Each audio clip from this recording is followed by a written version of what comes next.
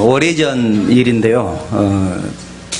추석 바로 전주 주일날, 그러니까 오늘 같은 날이죠. 추석이 이제 내일 모레인 바로 전주 주일날 한 학생이 저에게 물었습니다. 저는 집에서 아무도 교회를 다니지 않는데 성묘 가서 어떻게 해야 될까요? 그렇게 물었습니다. 성묘 가서 어떻게 해야 될까요? 절을 할까요 말까요? 이것을 묻는 것입니다. 왜 그것을 저에게 물어볼까요? 집안 분위기상 절을 해야겠는데 교회에서 절을 하면 안 된다고 하니까 곤란하다는 것입니다. 제가 그 학생에게 물었습니다. 만약 절을 안 하면 가족들이 절할 때 너는 뭘 할래? 그렇게 물었습니다. 전도사님께서 기도하라고 하던데요. 뭐라고 기도할 건데? 그러니까 그 학생이 이렇게 대답했습니다. 아무 말도 할 말이 없어요. 무슨 기도를 해야 할지 모르겠다는 말입니다. 그때까지 저는 이 학생이 기도를 할 줄 모른다는 말인 줄 알았습니다. 교회 다닌 지 얼마 되지 않았기 때문에, 또 어린 학생이기 때문에 기도를 할 줄 모른다는 말인 줄 알았는데, 그런데 알고 보니까 그 학생의 고민은 다른 데 있었습니다. 이런 고민이었습니다. 할아버지 할머니가 믿지 않고 돌아가셨기 때문에 나중에 천국에서 다시 만나지 못할 것을 아는데 그 앞에서 뭐라고 기도를 해야 되겠느냐라는 것입니다. 저는 깜짝 놀랐습니다. 이 학생은 예수 믿지 않고 죽으면 구원받지 못한다는 것을 아는구나, 그렇게 생각을 했습니다. 예수 믿지 않고 죽으면 구원받지 못하는 것을 아는구나. 여러분들 같으면 그런 상황에서 뭐라고 기도하시겠습니까? 사실 저도 전에 사역하던 교회에서 그런 적이 있습니다. 믿지 않고 돌아가신 분의 추모 예배를 가서 기도를 하는데 저에게 기도를 부탁을 했습니다. 그래서 기도를 하는데 고인을 위해서밖에 기도할 말이 없었습니다. 돌아가신 분을 위해서 뭐라고 기도하겠습니까? 그분은 지금 믿지 않고 돌아가셔서 천국에 계시지 않는데 뭐라고 기도하겠습니까? 그래서 우리 교단에서는 믿지 않고 돌아가신 분 장례는 집례하지 말라고 그렇게 말을 합니다. 그분에게는 천국의 소망이 없기 때문에 그렇습니다. 그런데 마을에서 부탁하면 안 할 수는 없지 않겠습니까? 믿지 않고 돌아가신 분이라도 부탁을 하시면 장례를 집례를 합니다. 어쨌든 믿지 않고 돌아가신 분 묘 앞에서 뭐라고 기도해야 할까요? 그래서 제가 그 학생에게 그랬습니다. 그냥 절해라. 그냥 절해라. 그리고 네 믿음이 더 성장해서 하나님께 기도할 말이 생기면 그때 기도해라. 그냥 무릎 꿇고 앉아있다고 기도하는 것은 아니지 않습니까? 혹시 그렇게라도 형식을 갖추는 것이 중요하지 않느냐고 저한테 방문을 할 수도 있겠지만 저는 그 학생의 신앙을 위해서 그렇게 대답했습니다. 나중에 집안의 분위기보다 하나님께 기도하는 것이 더 중요하게 여겨질 정도로 하나님을 사랑하게 되면, 또 믿음이 더 성장하게 되면, 그래서 하나님께 무엇인가 기도할 말이 생기면 그때 기도하자, 그렇게 얘기를 했습니다. 이제 며칠 후면 추석인데 여러분들은 성묘 가서 무엇을 하시겠습니까? 무덤 앞에서 절하시겠습니까? 아니면 기도하시겠습니까? 혹시 기도하신다면 무엇라고 기도하시겠습니까? 그래서 우리 교단에서는 명절 예배에 대해서 이렇게 권면하고 있습니다. 성도들은 성묘는 가지 마시고 명절 전에 미리 가서 벌초하고 묘를 돌보고 명절날에는 가정에서 예배를 드리면 됩니다. 이렇게 권면을 하고 있습니다.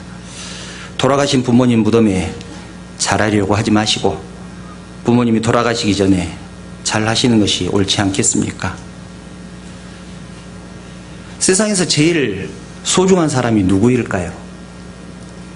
사랑하는 사람입니다. 세상에서 제일 이쁜 사람도 사랑하는 사람입니다. 무엇이든지 주고 싶은 사람도 사랑하는 사람입니다. 그래서 사랑하는 사람이 제일 소중하고 제일 예쁘고 그 사람을 위해서 무엇이든지 다 해주고 싶은 것입니다. 사랑하기 때문에 그렇습니다. 사랑하기 때문에 기뻐하기도 하지만 사랑하기 때문에 애가 타기도 하는 것입니다. 오늘 본문을 보면 모세가 이스라엘 백성들을 얼마나 사랑했는지 알 수 있는 내용이 기록되어 있습니다.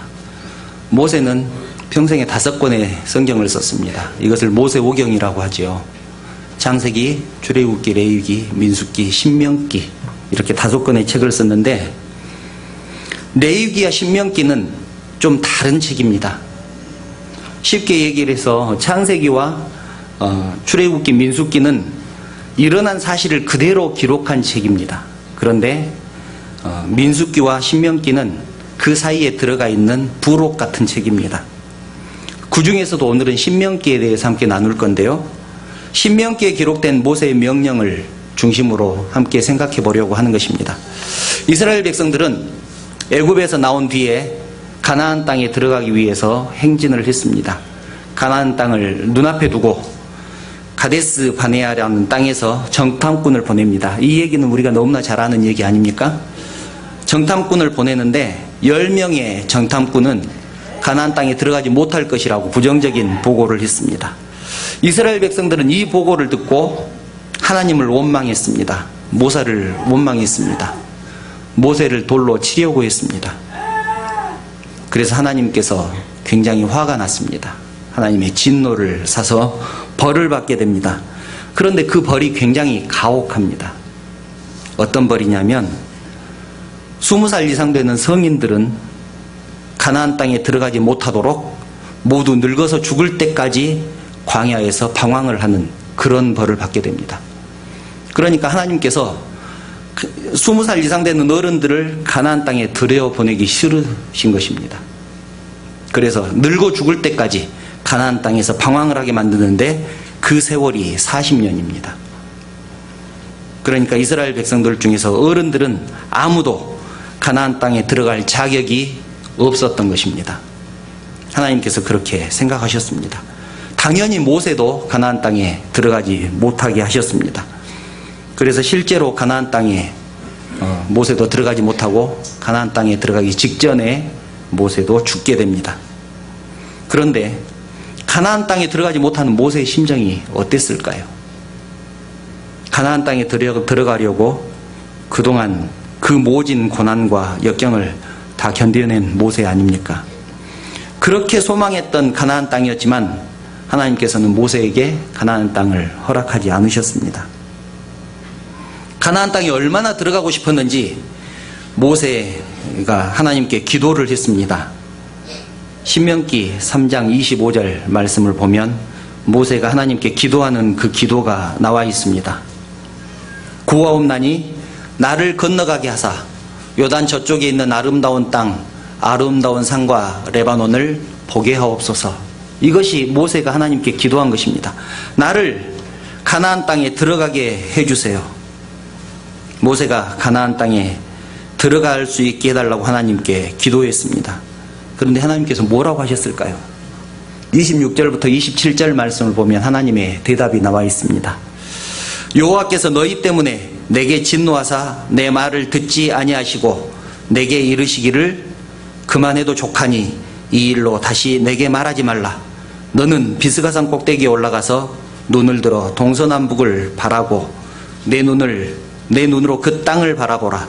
너는 이 요단을 건너지 못할 것임이니라. 하나님께서 모세에게 화를 내셨습니다. 그렇게 기도하는 모세에게 화를 내셨어요. 네가 나에게 가나안 땅으로 들어가게 해달라고 기도하는데 어차피 들어주지 않을 것이니 기도하지 마라. 하나님께서 그렇게 말씀하십니다. 더 이상 기도하지 마라. 그래도 내가 너를 생각해서 지금까지 고생했으니 그 땅을 보여는 주겠다. 그래서 비스가산 꼭대기에 올라가서 가나안 땅을 바라보게 합니다. 그리고 가나안 땅, 그 비스가산 꼭대기에서 내려온 지 얼마 되지 않아서 모세는 죽습니다. 신명기를 기록하고 죽습니다. 그래서 가나안 땅은 모세가 들어가지 않고 여호수아를 중심으로 가나안 땅을 들어가게 되는 것입니다. 모세는 꿈에도 그리던 가나안 땅을 모세만 보고 결국은 들어가지 못하게 됩니다. 모세가 광야 생활을 모두 마치고 죽기 약 70일 전에 자기 일생을 되돌아보면서 이 신명기를 씁니다. 그래서 이 신명기는 모세의 회고록이라고 할 수 있습니다. 그리고 20살 이상의 성인들은 모두 죽기 때문에 20살 이하의 2세대들, 그들에게 남기는 유언이기도 합니다. 그래서 신명기는 회고록이기도 하지만 유언이기도 합니다. 그런데 신명기는 지난 날을 회상하면서 쓴 책이기 때문에 앞에서 나왔던 내용이 반복됩니다. 그래서 얼핏 보면 그 내용이 비슷한 것 같은데 그렇지 않습니다. 자세히 읽어보면 앞에 나왔던 내용이 반복되는 것 같지만 그렇지 않고 신명기는 모세의 생각이나 감정이 신명기에는 들어가 있습니다. 이랬으면 좋았을 걸. 이랬으면 좋았을 걸.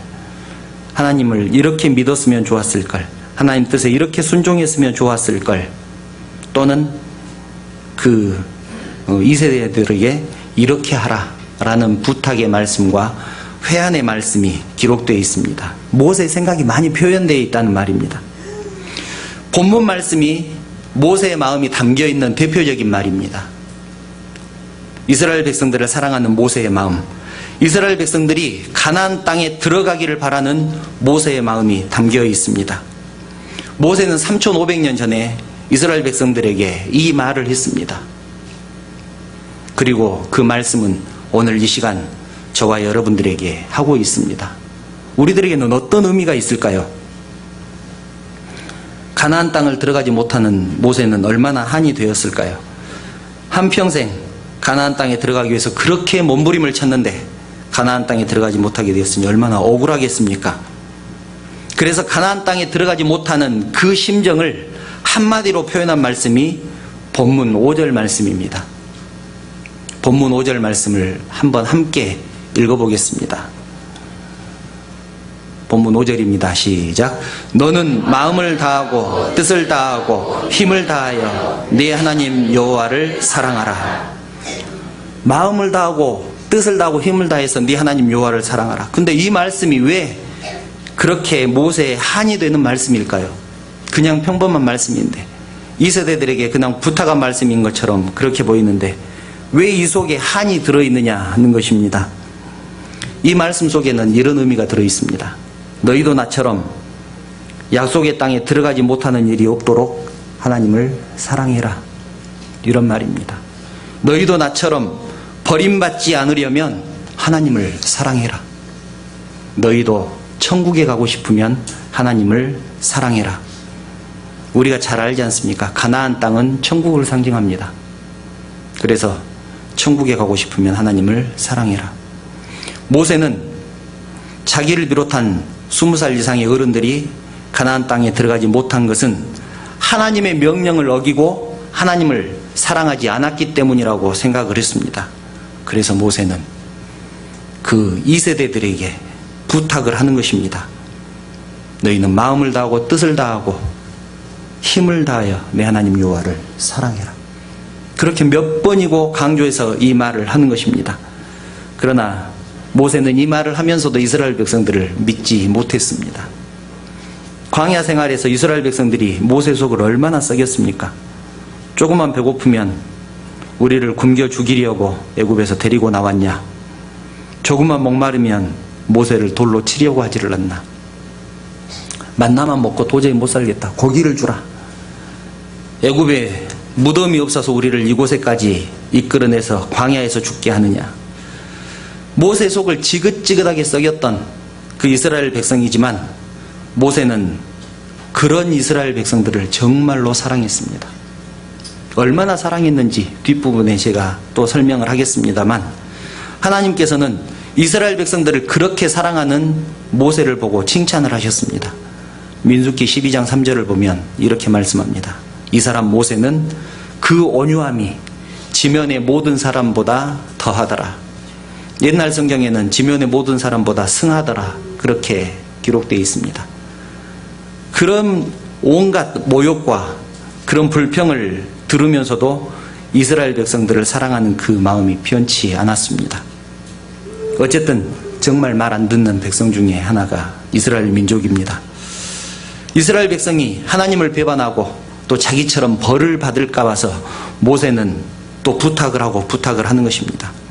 하나님을 사랑하라고 자녀들에게 가르쳐라. 자녀들에게 가르쳐라. 집에 있을 때도 가르치고, 길을 갈 때도 같이 갈 때도 가르치고, 누워 있을 때도 가르치고, 일어날 때도 이 말씀을 가르쳐라. 써서 손목에 메고 다녀라. 이마에 붙이고 다녀라. 그래도 못 믿겠으니 문에다가도 써놔라. 뭐라고 써놓으라고 말입니까? 하나님을 사랑하라. 사랑하는 성도 여러분, 모세의 마음이 느껴지십니까? 온갖 고생을 다 하고도 가나안 땅에 들어가지 못한 모세가 오늘날 우리들에게도 같은 말씀을 하고 있습니다. 너는 마음을 다하고 뜻을 다하고 힘을 다하여 네 하나님 여호와를 사랑하라. 사랑하는 성도 여러분, 사랑하면 애가 타는 것입니다. 부모와 자식 둘 중에 누가 더 애가 타겠습니까? 부모가 당연히 애가 더 탑니다. 왜냐하면 더 사랑하기 때문에 그렇습니다. 부모가 자식들에게 교회 다니라고 말하는 이유가 무엇입니까? 자식이 교회 다닌다고, 또 자식이 하나님 뜻대로 산다고 부모에게 무슨 이익이 있습니까? 학교에 다니는 자녀들이라면 오히려 그 시간에 공부하면 더 좋은 대학에 갈 수 있을지도 모르고, 또 사업하는 자녀들이라면 그 시간에 나가서 돈 많이 벌어오면 맛있는 것 한 번이라도 더 사주지 않겠습니까? 그럼에도 불구하고 왜 자녀들에게 그렇게 애 같아서 교회 다니라고 부탁을 할까요? 왜 그렇게 자녀들에게 아쉬운 소리를 할까요? 왜 하나님 뜻대로 살라고 그렇게 애 같아서 말을 할까요? 그것은 자녀를 사랑하기 때문에 그렇습니다. 하나님을 섬기고 하나님 뜻대로 살며 더 나아가서 하나님을 사랑하면 그렇게 사는 것이 축복받는 길이라는 것을 알기 때문에 그렇습니다. 그래서 교회 다니라고 하는 것입니다. 그래서 하나님을 사랑하라고 하는 것입니다. 모세가 그랬습니다. 이스라엘 백성들이 하나님을 사랑하면 모세에게 무엇이 유익하겠습니까? 무엇이 좋겠습니까? 이미 모세는 가나안 땅에 들어가지 못한다고 정해져 있습니다. 하나님께서 그렇게 선언을 하셨습니다. 그래서 모세도 자기가 가나안 땅에 들어가지 못할 것을 알았습니다. 그런 것이 다 정해진 마당에 모세에게 무슨 좋은 일이 있을 것이라고 그렇게 애타게 하나님을 사랑하라고 말을 하고 있느냐는 것입니다. 그것은 모세가 이스라엘 백성들을 사랑하기 때문에 그렇습니다. 그래서 수없이 많은 얘기를 하면서 하나님을 사랑하라고 강조하고 또 강조하는 것입니다. 사랑하는 성도 여러분, 모세는 마음을 다해서 하나님을 사랑하라고 말씀을 합니다. 마음을 다하고 마음을 다해서 사랑하라고 말씀합니다. 마음을 다한다는 말은 무슨 말입니까? 마음은 히브리어로 레바브라고 합니다. 중심이라는 뜻입니다. 하나님을 정말로 사랑하면 하나님을 생각만 해도 가슴이 뜨거워질 것입니다. 할아버지 할머니 되신 분들은 그 마음을 아실 것입니다. 손자 손녀가 눈앞에서 어른거린다, 보고 싶어서 어른거린다, 그런 말씀을 하십니다. 손자 손녀가 왜 눈앞에서 어른거릴까요? 사랑하기 때문에 보고 싶은 것입니다. 사랑하기 때문에 생각나는 것입니다. 그러므로 평소 때 하나님을 생각하지 않는 사람은 하나님을 사랑하지 않는 사람입니다. 그래서 마음을 다해서 하나님을 사랑하라고 말씀을 하는 것입니다. 뜻을 다해서 사랑하라. 뜻은 히브리어로 네페시라고 합니다. 영혼이라는 뜻이 있는데 하나님을 사랑하는 사람은 영혼을 다해서 하나님을 예배한다는 뜻입니다. 그래서 정성을 다해서 예배드리지 않는 사람은 하나님을 사랑하지 않는 사람입니다. 그래서 뜻을 다해서 영혼을 다해서 하나님을 사랑하라고 하는 것입니다. 마지막으로 힘을 다해서 사랑하라. 힘이라는 말은 히브리어로 메오드라고 합니다. 활동력 또는 실천력이라고 합니다. 말뿐이 아니라 행함으로 하나님을 사랑하라는 말입니다. 말로만 하나님을 사랑한다고 하면서 실천하지 않는 사람은 하나님을 사랑하지 않는 사람입니다.